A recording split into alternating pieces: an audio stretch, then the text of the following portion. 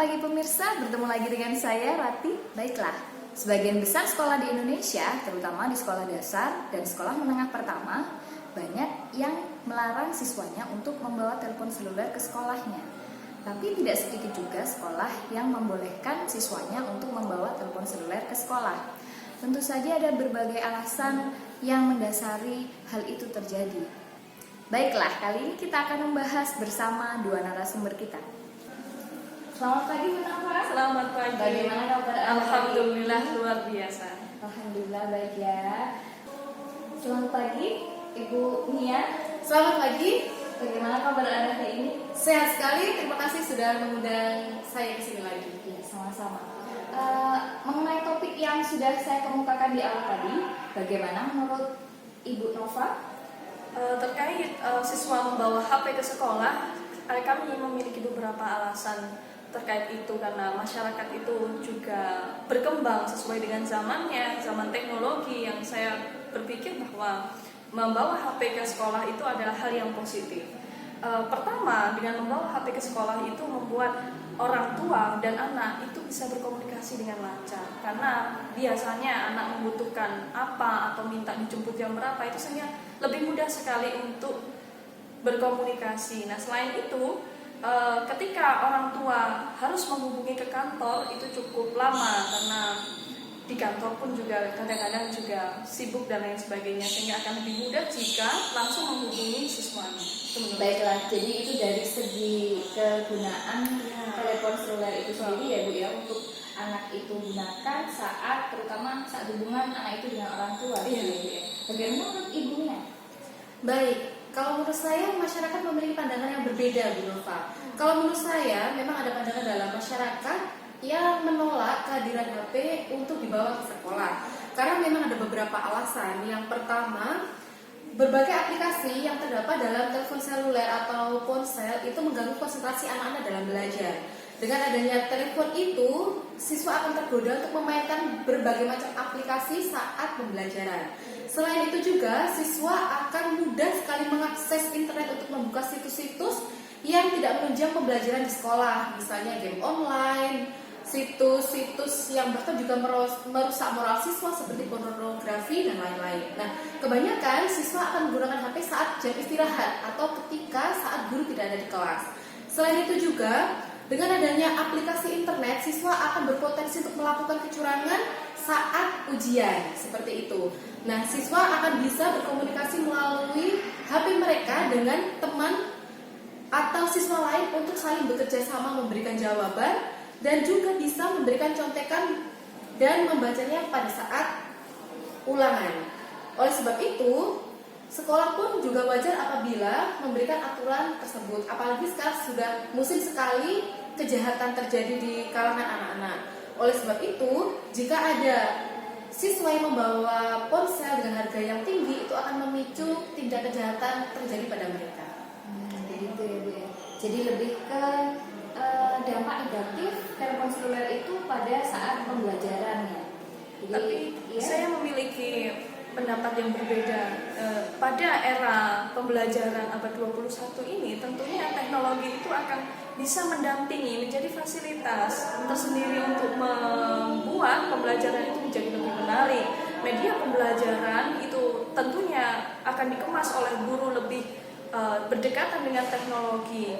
Contohnya mungkin mencari sumber di internet, membuat sebuah game, sehingga saya berpikir bahwa telepon seluler atau smartphone, HP nantinya bisa berkontribusi baik untuk mendukung media pembelajaran yang ada.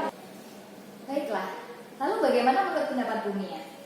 Baik, untuk penggunaan HP di sekolah memang masyarakat memiliki pandangan yang berbeda, Bu Nova. Saat ini masyarakat ada yang tidak setuju ketika sekolah menerapkan aturan memperbolehkan membawa HP. Ada beberapa alasan yang melatar belakangi timbulnya ketidaksetujuan tersebut. Yang pertama, telepon seluler yang dibawa oleh siswa itu berpotensi untuk mengganggu konsentrasi siswa saat belajar. Siswa akan cenderung untuk memainkan berbagai macam aplikasi saat belajar sehingga itu akan mengganggu proses pembelajaran. Selain itu juga, adanya telepon seluler itu membuat siswa akan mudah sekali mengakses berbagai macam konten yang itu berpotensi tidak relevan dengan pembelajaran, khususnya berkaitan dengan game online, kemudian situs yang berhubungan dengan pornografi dan lain-lain. Apalagi siswa akan mengakses itu saat guru tidak ada, khususnya saat istirahat atau saat pulang sekolah. Nah, ada lagi sekarang Bu Nova alasannya, yaitu berkaitan dengan kecurangan atau potensi kecurangan yang bisa dilakukan oleh siswa melalui HP seperti itu. Misalnya ketika ada ulangan, siswa akan menghubungi temannya untuk memberikan jawaban. Oleh sebab itu, hal-hal yang memang tidak relevan dengan pembelajaran lebih baik tidak diberikan kepada siswa. Termasuk juga ponsel seperti itu. Terima kasih. Jadi Ibu Mia lebih menyoroti pada dampak negatif saat HP itu digunakan dalam pembelajaran ya Bu, khususnya saat di luar pembelajaran atau bisa jadi saat ulangan ya Ibu ya, karena berhubungan dengan kecurangan dan lain sebagainya. Lalu mungkin ada pendapat lain dari Bu Nova. Pembelajaran era sekarang ya, setelah kita ketahui bahwa ini pembelajaran abad ke-21, tentunya guru-guru itu semakin kreatif dalam merancang sebuah pembelajaran, dan pembelajaran itu tentunya akan disinkronkan dengan teknologi. Nah, jika anak-anak tidak membawa HP, maka kemungkinan besar ya anak-anak kita tidak akan paham dengan teknologi, dan bahkan bisa jadi teknologi ini akan dipisahkan dengan pembelajaran. Apa yang diperoleh dia di sekolah itu jauh dari teknologi yang pada dasarnya itu ada pada keseharian mereka. Nah, tentunya perlu pengkoordinasian yang baik antara sistem untuk pemakaian HP di kelas, dan juga nanti tentunya itu sekolah punya wewenang yang baik agar bisa mengaturnya dengan baik. Karena sayang sekali kalau media pembelajarannya hanya terbatas pada bersumber dari buku-buku, tentunya anak-anak kita akan banyak ketinggalan. Lantas bagaimana dengan keselamatan anak-anak, Bu Nova? Kalau menurut saya, keberadaan ponsel itu justru nanti akan berdampak terhadap keselamatan anak-anak. Bayangkan saja ketika anak-anak membawa HP yang harganya mahal, kemudian itu akan berpotensi untuk menarik perhatian orang-orang jahat untuk mengambil mereka. Dan itu yang harus kita cegah supaya tindak kejahatan itu tidak terjadi kepada mereka.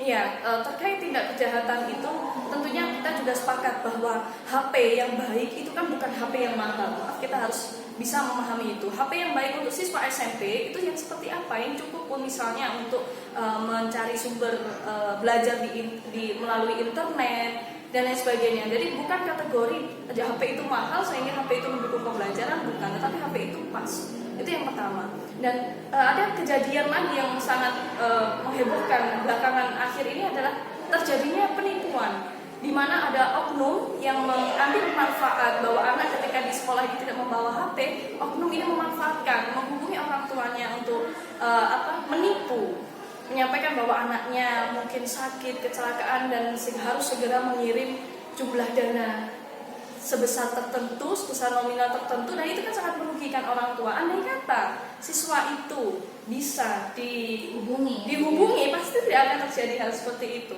Ya, saya pikir terkait keselamatan itu tentunya nanti akan ada cara sendiri lah.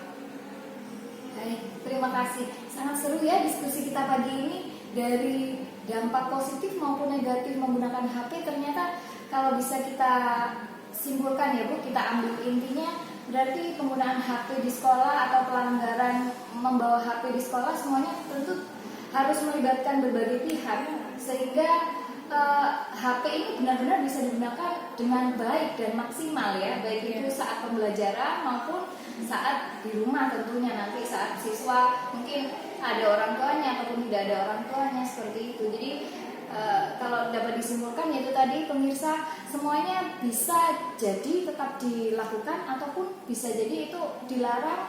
Semuanya bergantung pada pribadi siswa masing-masing, tentunya semua atas arahan siswa, sekolah, dan juga orang tua masing-masing, begitu. Terima kasih kehadirannya Ibu Nova, sangat inspiratif ya, sangat memberi kita wawasan dalam diskusi kita pagi ini. Sampai jumpa kembali dalam acara diskusi selanjutnya. Selamat pagi. Wassalamualaikum warahmatullahi wabarakatuh. Waalaikumsalam.